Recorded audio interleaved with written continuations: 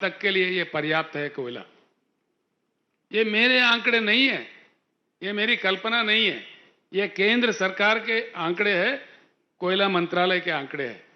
इसलिए मैं बार बार कह रहा हूं, इस बात को आप अपने गांव में चर्चा कीजिए। क्यों हमको गुमराह किया जा रहा है?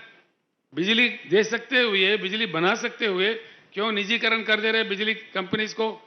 और हमारे देश में इतना भरपूर कोयला है जो 150 साल तक के लिए पर्याप्त है, उसके बावजूद क्यों कोयला ऑस्ट्रेलिया से मंगाया जा रहा है? क्यों कोयला आज कई अन्य देशों से मंगाया जा रहा है? इस बात को हमको समझना चाहिए। ये रूट मुद्दे हैं।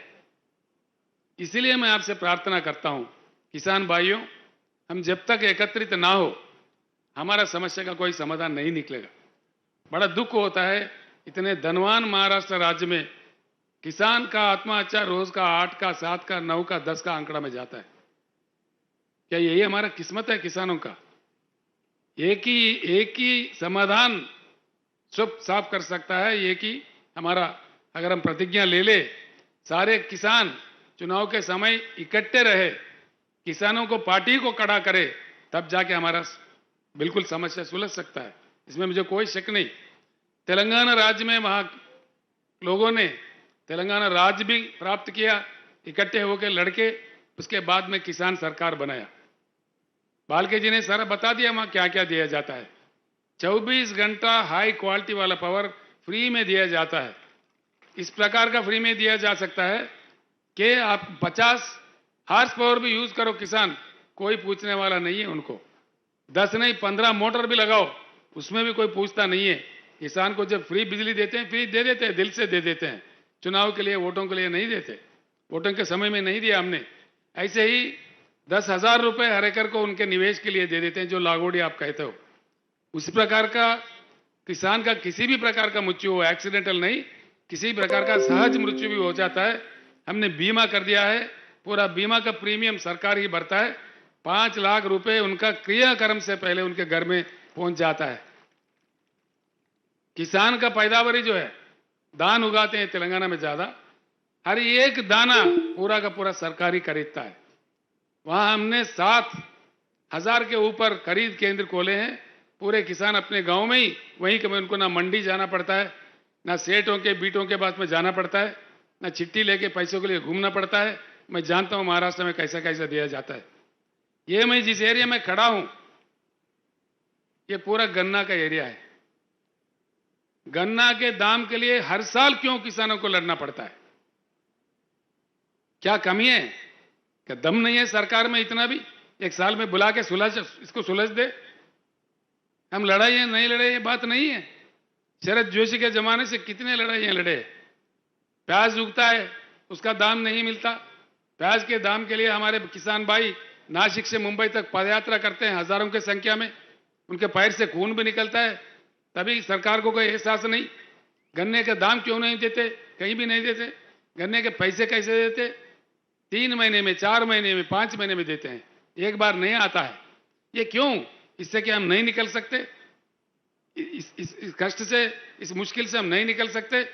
बराबर निकल सकते हैं हम, अगर एकजुट हो जाओ।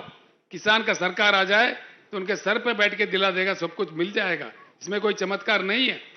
इसलिए मेरा प्रार्थना है आप सब लोगों से, किसान जब तक एकत्रित ना हो, कुछ नहीं बदलने वाला है।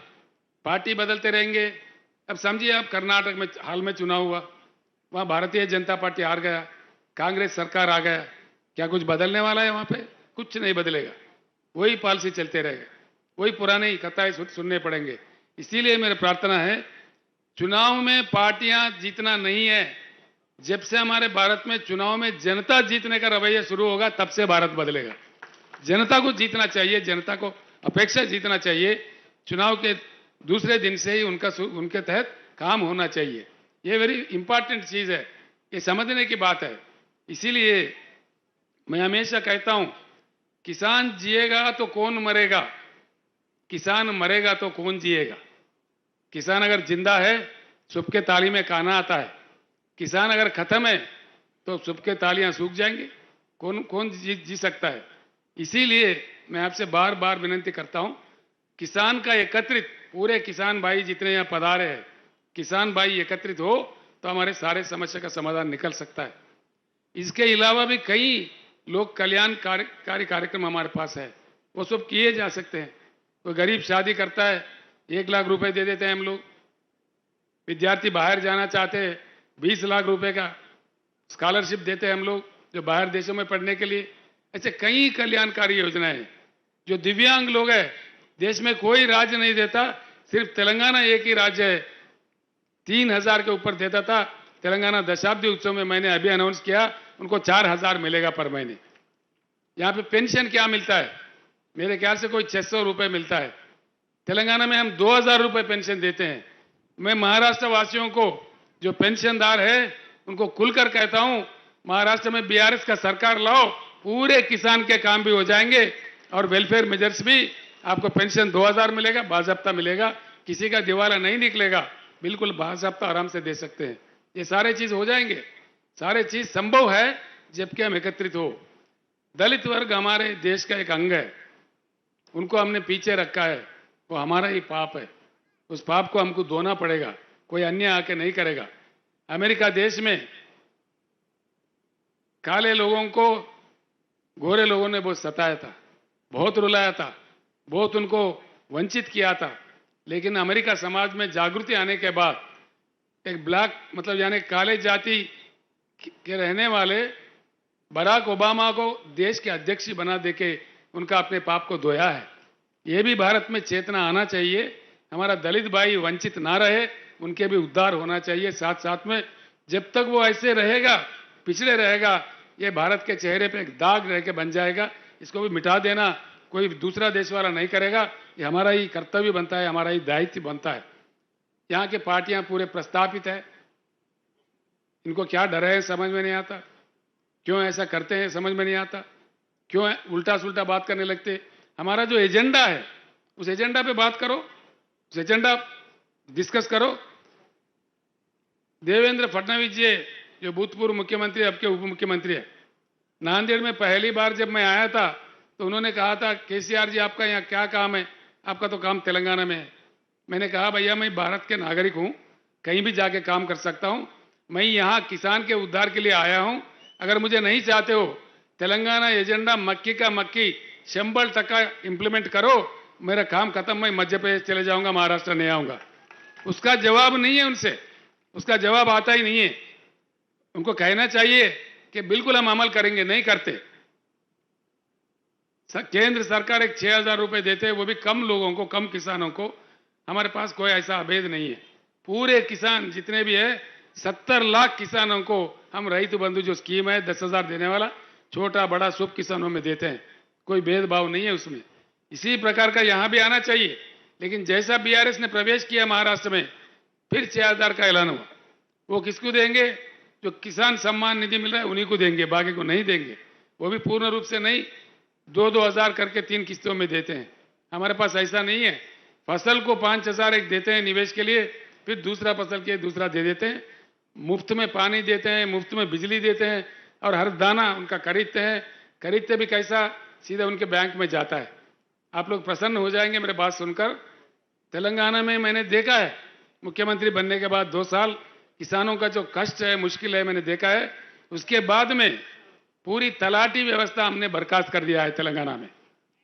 तलाटियों का जो काम है आप जानते हैं, हमारी भूमि उनके नाम पे लिख दे, इनका भूमि उनके नाम पे लिख दे, वहां पूरा तलाटी व्यवस्था ही बर्खास्त कर दिया कानून बना के। उनके पेट में नहीं मारा हमने, दूसरे डिपार्टमेंट में उनको नौकरी दिया, और तलाटी व्यवस्था निकाल के धरणी बोल के एक पोर्टल ला के सारे जमीन का रिकॉर्ड हमने डिजिटलाइज कर दिया। उसके लिए उस माध्यम से ये सुविधा होता है किसानों को। धान खरीदते हैं, किसी के पास फिरने की जरूरत नहीं है, सीधे किसान के बैंक अकाउंट में जाता है। जो 5000 हर फसल के लिए हम निवेश के लिए देते हैं, वो भी सीधा, ना दरखास्त देना है, ना दफ्तर जाना है, सीधा उनके बैंक अकाउंट में जाता है, हैदराबाद से जाता है। किसान का जो बीमा है उसके लिए कहीं दरखास्त नहीं देना है, सीधे उनके अकाउंट में बैंक में चले जाता है। ये संभव बात है। ये बात जब तेलंगाना में हो रहा है, महाराष्ट्र सरकार क्यों नहीं कर सकता? यही मेरा क्वेश्चन है, यही मेरा सवाल है। सिर्फ महाराष्ट्र ही नहीं, मध्य प्रदेश में क्यों नहीं, उत्तर प्रदेश में क्यों नहीं, पूरे अन्य भारत में क्यों नहीं? ये संभव होते हुए भी एक राज्य में, हिंदुस्तान के एक हिस्सा में हो रहा है, बाकी भारत में क्यों नहीं? इसीलिए मैं आप तमाम लोगों से, सभी लोगों से मैं प्रार्थना करूंगा, ये पूरे भारत के किसानों के जंग है, उनके प्रतिनिधि है बीआरएस पार्टी, सिर्फ महाराष्ट्र या तेलंगाना किसी एक राज्य का नहीं है। और आखिरी में मैं एक बात आपको जरूर बताऊंगा। बालके जी ने कुछ बात रखा, उन्होंने, पिताजी थे उनके, बड़े अच्छे आदमी थे, भले आदमी थे, 3 बार आपने आपके प्यार दिया, उनको जिताया, उनकी मृत्यु हो गई, भगवान ने हमारे साथ नहीं रखा उनको मैं आश्वासन देता हूं, बिल्कुल मैं उनसे बड़ा हूं, उनको पूरा आशीर्वाद मेरा उनके साथ होगा, बालके जी के साथ। आज हम पूरे तेलंगाना राज्य को लाके यहाँ विठोबा जी के दर्शन करवाए, घर बुलाए और खाना भी खाएंगे हम लोग जाके, आप लोग भी खाएंगे, हम लोग भी खाएंगे। इतना हमारे साथ जो खड़े हैं, पश्चिम महाराष्ट्र के जो दरवाजा खोले हैं बालके दादा, उनके पूरा हमारे साथ होगा, हमारे आशीर्वाद उन पे होगा, हम पूर्ण तरीके से उनके साथ होंगे। आप सब लोग भी साथ दीजिए। एक युवा नौजवान, क्या चाहिए, नौजवान लीडर है, नौजवान नेता है, उनका काफी भविष्य है। ये एमएलए चुने जाते हैं तो एमएलए नहीं रहेंगे, मैं आश्वासन देता हूं, इनको मंत्री पद भी मिल सकता है, काफी ऊंचा भी जा सकते हैं, आगे चलकर बहुत बड़ी उनकी तरक्की हो सकती है। उनकी तरक्की यानी पंढरपुर मंगलवार कॉन्स्टिट्यूंसी की तरक्की है, सोलापुर जिले की तरक्की है, महाराष्ट्र राज्य की तरक्की है। बालके जी का व्यक्तिगत तरक्की नहीं है, उनको भगवान ने जो दिया है, उनको कोई खाने की कमी नहीं है, लेकिन पूरे राज्य का विकास, पंढरपुर का विकास, हर चीज का विकास उनके जरिए हो जाएगा। ये युवा है, मैं इनसे बहुत बड़ा हूं, इसे युवा लोगों का मार्गदर्शन में पूरे किसान एकत्रित होके आप चल पड़े तो हर चीज संभव है, कोई असंभव नहीं है, कोई नहीं होने वाला कारण नहीं है। एक बात मैं अंत में कहूंगा, हम जब फल के अपेक्षा करते हैं, फल का ही पौधा लगाना चाहिए। कई महान संतों ने कह दिया है कि बोया पेड़ बबूल का, आए कहां से आम। आम का अपेक्षा है तो आम का पौधा लगना चाहिए। कांटों का पेड़ पौधा लगा के फल का अपेक्षा करें, हमको नहीं मिलेगा। गाय से दूध लेना है तो गाय को घास दीजिए, गधों को घास दे दो और गाय को दूध पूछो, कहां से मिलेगा हमको। हमारे वोट में वो ताकत है, वो दम है, हम बटे नहीं गए तो बिल्कुल हमारा काम बन जाएगा। मैं आपके भाई हूं, आपका बेटा हूं, मैं अपने आप में किसान हूं और मैं गर्व करता हूं, फख्र करता हूं, भगवान ने मुझे किसान के घर में जन्म दिया, किसान के घर से ही मैं पैदाइश हूं, किसान होने का मैं फख्र करता हूं, बिल्कुल फख्र करता हूं, मुझे फख्र है किसान होने के लिए। इसीलिए मैं खुद किसान में हूं, इसीलिए मैं किसान का दुख दर्द समझ सकता हूं। लोग बोलते वहां के मराठवाड़ा के, विदर्भ के लोग बोलते पश्चिम महाराष्ट्र ठीक है। मैंने कहा भैया पश्चिम महाराष्ट्र में क्या मुफ्त में बिजली मिलता है? मिलता है? 24 घंटा मिलता है? 1 घंटा भी नहीं मिलता है। लागोड़ी मिलता है? नहीं मिलता ना, मुझे सुनने नहीं दे रहे, नहीं मिलता। तलाटी रखे के बर्खास्त करे, बर्खास्त करना चाहिए। जो बर्खास्त करना चाहिए हाथ उठाइए एक बार। कैमरा वाले उधर देखो भाई, कैमरा वाले उधर घुमाओ, जनता क्या चाह रही है वो बता दो पूरी दुनिया को।